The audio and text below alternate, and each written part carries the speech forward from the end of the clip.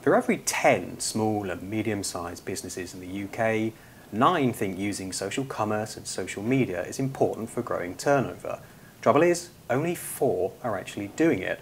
The rest are either too scared, haven't got enough confidence, or they just don't know how to do it. Some saying they don't have time. Research has been carried out by Groupon. And today we're joined by their Ireland and UK director, Richard Jones. We're also joined by someone whose voice you may be familiar with. By day, Peter Dixon runs a small business. By night, his voiceover man, providing his dulcet tones on such shows as The X Factor and many other TV programmes. Lovely to meet you both. Thank you for joining us today. Thank you. I suppose we should try and work out what we want to do with the next 15 or 20 minutes. I'd be interested if we had the first objective of understanding more about what the research tells us, more about these fears, these concerns. Secondly, I'd be very keen to know actually what are the benefits of social media and social commerce. Why, as a small business, should I bother using it? And thirdly, possibly the most important, maybe we can find some tips, some guidance, some advice that users can take on and actually go off and use social media and grow their businesses as they think. So, Richard, let's start with you first. Can you tell us more about what the research is about? Tell us more about what inspired you to do this. Yeah, absolutely. Well, I think one of the things that inspired us is, social media. It's so ubiquitous in the marketplace. Everybody's talking about it. But as effectively, a business champion for small businesses, we wanted to understand, okay, with our merchant portfolio, who's actually doing social media? Who's actually leveraging it to get the most from it? So we set about having an engagement process with them and starting that discussion. I think going into that, our preconception was that social media probably is for large companies. It's for companies with big budgets. They've got they use all the various channels, and so if I'm a small business, I can't actually afford to do that. And it's also in a time when there's great pressures on the high street. It's a very difficult time for your small and local businesses to survive. So we wanted to embrace with them to understand exactly how much they're using social media and social commerce in a day-to-day, and essentially from that learn how we can help them more. Okay, so what did you learn? Well, we learned actually that lots of facts and figures, some of which 90% they strongly believe in social media, which is a very good start.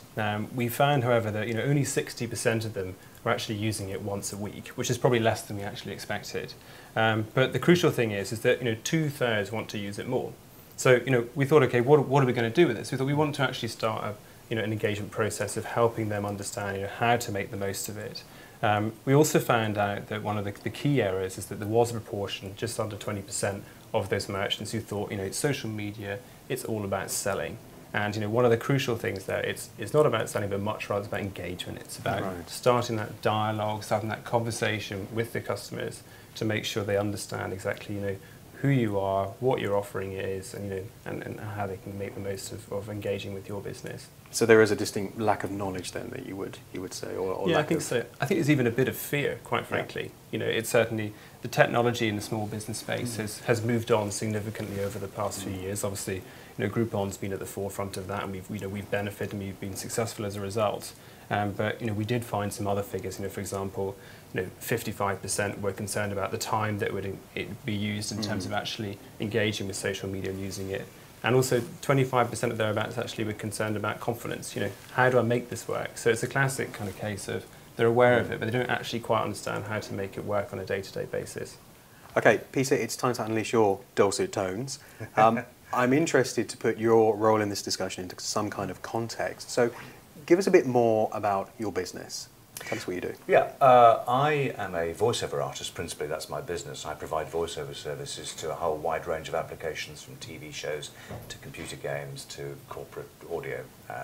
And one of the other businesses I have is a digital agency called Squidgy Pig, and it's run principally to look after entertainers in the entertainment sphere. So actors, voiceover artists, TV presenters. I set that up with my business partner as a result of some conversations I had about 5 years previously when I was talking to a friend of mine who was he was the creative director at one of the big London advertising agencies, and I was talking to him about, he knew what I did, he knew I was a voiceover artist, I was like one of many, and he said, you know what you should do? You should treat yourself like a brand, and you should be looking at what your specific unique selling proposition is and marketing with a fairly laser-like way whether or not you should be a fluffy voiceover artist or somebody's a bit who's really commercially based or whatever.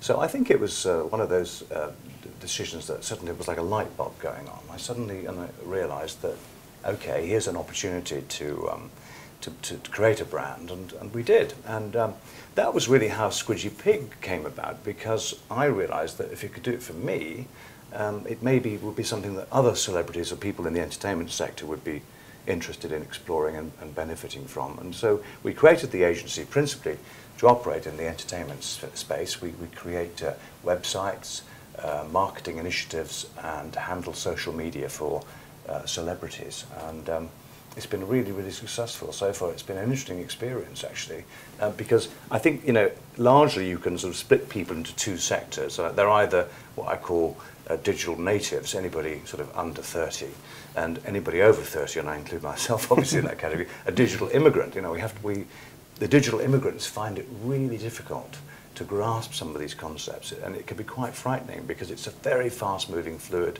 environment, the internet, and you can get bitten if you're not careful. So seeking advice, I would say, is crucial if you're going to sort of engage with people in social media and in social commerce. You need to know what you're doing. But having said that, once you know that you have that knowledge, it's actually quite simple. I know we're only into the first act, but can I ask a killer question, and maybe direct this to both of you based on what we've said so far? In 5 years' time, if I'm not using social media and social commerce, in your opinion, am I going to be in trouble with my business? I think you should be, in 5 years' time, if you're not using it, absolutely. Yeah. I think the way things are going, it's really like an exponential curve. We've seen the impact on the high street of traditional selling. We're now seeing a very, very rapid increase in selling online. Yeah. I think literally this week, e-books overtook physical hard copy sales. Right. Yeah. So, if you're not engaging with your customers in a social media sense or in a commercial sense, you really are going to lose out, not just in 5 years' time, but you're losing out already. Okay. So, can we maybe just move on now to what are the benefits of social media, social commerce? Peter, on your experience with the people that you work with, what am I going to see from my business if I get this right? Well, visibility, first of all. Personally speaking, I've got nearly 40,000 followers on Twitter. I don't know who they are. Come from? I probably haven't met a handful of them. But they follow my commentary, and I do try and amuse them. And why is it important that I have 30,000 followers? Well, because as I said earlier, I treat myself as a brand now. Yeah. I have various projects on the go, be it internet-based, or it could be TV-related, or it may be I'm doing a computer game that I can talk about and drive people to actually explore and find out more about what I'm doing by going to the relevant websites where I can give them the URL, the website address, and I can drive people to look at it. So I talk about those things as well. To your audience of followers, those people. And they talk to their friends and so on, and then people, you find that weekly people start following you, and if you make your commentary interesting enough. The other thing that I think is quite important is you mustn't just be selling all the time. Yeah. Because that turns people off, but you've got to be engaging rather than selling. And there's certain ways of slipping in the sales message subtly. Yeah. It's not going to be too obvious or too sort of repellent to people. Okay. I think maybe to add to that as well, it's if you think about your customer base, that once you've acquired a customer, you want to retain them. Yeah. And even feeding into the point you made earlier about whether or not you're involved with social media in 5 years' time, we've been left behind. The crucial thing that business has always been surrounded, it is all subject to having customers who come back and purchase and repurchase. I think the great benefit of social media where we are today is that you know an awful lot more about your customer. And then if you leverage social media properly, you can actually track every time they come to your website. You can make sure that when they do come, you either sell them something else, or perhaps you make them aware of a new offering you have. So you're constantly engaging. And there's also a strong learning element in that. So you will also learn about when it might be that things didn't go well the previous time. So it gives you a chance to fix that. Whereas previously, maybe you wouldn't have learned and the customer would have maybe not come back again. So you can actually feed that back across your value chain. It could be that you learn in a particular instance and that something went wrong, and then it was actually one of the departments maybe hadn't done the job to the best level they could have done, so you can actually make sure you get that right next time. And also just in terms of reactivation at a later stage, if you maintain a relationship with those customers, you can continue to talk with them throughout to make sure that you give them the right chance to come back and start presenting them with new business lines and new products that you're looking to sell. So to really strip this back into layman's terms, social media, social commerce is just an easy way of speaking to lots of different people at the same time. And promoting, showing off your brand, engaging with them. Interaction is another key word. And public relations, really. It's old-fashioned public relations as well. So picking up on that point, would you say that social media can also be bad for your business if there are lots of people? Well, it can be if it's handled wrong. One of the offerings that we have is a market monitoring service. So if, for instance, your brand is being talked about in a negative way, you may not necessarily know that unless you had the wherewithal or the ability to literally scour the internet 24 hours a day and see what people were literally saying about your brand or product or services. With this service, you can actually create a profile for your business. That data is fed into the system. The internet is crawled over 24 hours a day by our system, comes back, we can analyse the commentary of what people are saying, whether it's negative or positive sentiment, and you can build up a really strong picture of how you're performing or what your public image is of your business. So, I mean, you can get it wrong. Equally, when somebody criticises your business, you want to know about it as well as the good stuff. So, I think it's an interesting development, and I think one that is becoming more and more crucial for businesses to be able to know how this stuff works. The other element is perhaps community. So we have a very strong Facebook community. I think we literally have hundreds of thousands of users who actually they like our brand, and we engage them on a daily basis. And so it's very important that the company does actually present the community with the opportunity to speak, to talk. And there's probably certain very basic rules of when you are running social media, for example, that you understand your social currency. So when you are talking to your customer base, that you're presenting them with interesting things. So it could be you want to make them aware of a certain photograph or an article, and that also has additional benefits in terms of your SEO, so your search engine optimization. I think that I read recently that if you're on the second page of Google, even at the top, you have like a 1% click-through rate. It's very, very small. So there's a lot of work to be done around that.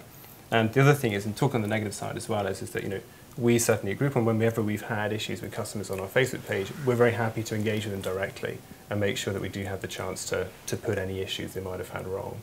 So it doesn't just serve the side of, it's serving in terms of engagement and ensuring that you can continue to present other additional services, increased engagement, but it does give you the chance to fix any issues as well. But interestingly, I mean, one of the main things that came out of your survey was that over half of businesses questioned felt that all this was too time consuming. Yeah.